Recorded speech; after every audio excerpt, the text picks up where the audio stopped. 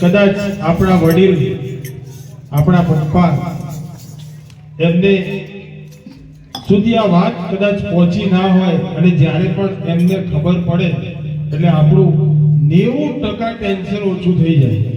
કેમ? કારણ કે તમે જ્યાંથી પૂર્ણ કરી દો છો એટલાથી એ શરૂઆત કરે છે. એટલે આજે અહીંયા બંને દીકરાઓ અહીંયા બેઠેલા છે, એમને પોતાના પિતાની છત્ર છાયા ગુમાવી છે. હવે સંજોગ અને સમય કોઈની રાહ જોતું નથી. એ સમય કેવો હશે કોને ખબર. એટલે જ્યારે પણ દુખી થાવ ત્યારે ઘરની અંદર ગમે તેવી વિકટ પરિસ્થિતિ હોય તો એકવાર તમારી તકલીફ તમારા પિતા એટલે કે બાપને કહેવી જરૂરી છે. કેમ? ઘણા કેસમાં આપણે જોયું છે કે દીકરાએ સુસાઇડ કરી લીધું કે XYZ મરી ગયા તો એના બાપાને વાસ્તવિકતા ખબર જ ના હોય કે કયા કારણથી મારા દીકરાએ આ વસ્તુ આ પગલું ભર્યું. ત્યારે બાપ એમ કહેતો હોય છે કે કદાચ એને મને કીધું હોત તો એના માટે ના કરતો હોય. એટલે હજી હું બાપ બેઠો છું. ઉપાધિ કોઈ તું કરમાં હજી હું બાપ બેઠો છું.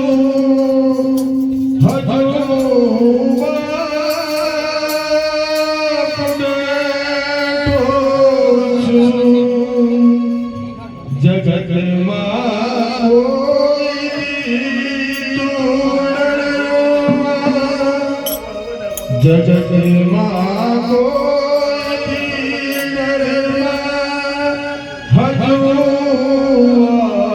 હજુ બેઠો છું. હજુ બેઠો છું.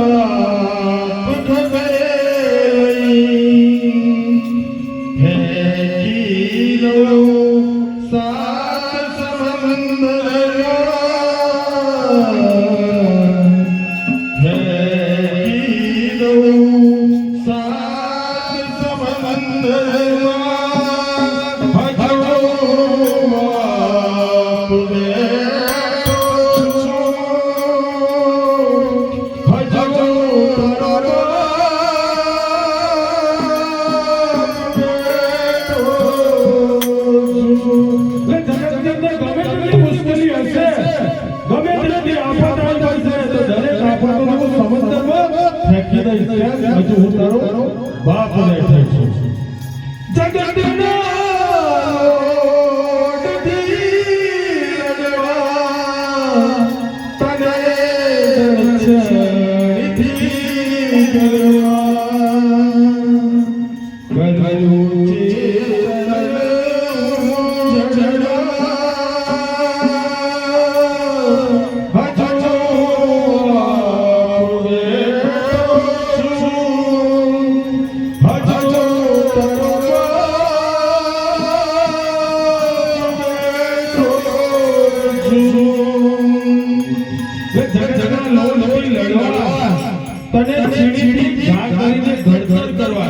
દરેક ક્ષણે તારી સાથે છું અને હજુ એ કહું છું કે ગમે તેવી આફત હોય તારો હું બાપ છું.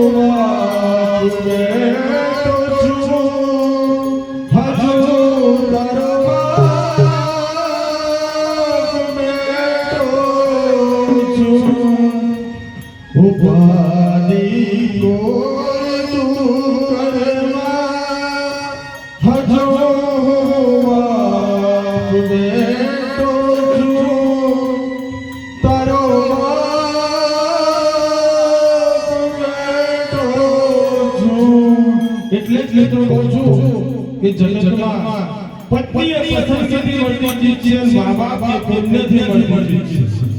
એટલે પસંદગી માટે જ્યારે પુણ્યને ઠુકરાવશો નહીં. હયાત માતા પિતાની છત્રછાયામાં વહાલવાના બે બોલ બોલીને નિરખી લેજો. હયાત માતા પિતાની છત્રછાયામાં વહાલવાના બે બોલ બોલીને નિરખી લેજો. હોઠ હળતા વિનાઈ ગયા પછી ગંગાજળ મૂકીને શું કરશો? એટલે જ્યારે માતા પિતા તમારી સાથે છે તો એમને સેવા કરો, એમના દરેક દુઃખ અને સુખનો સહયોગ કરો.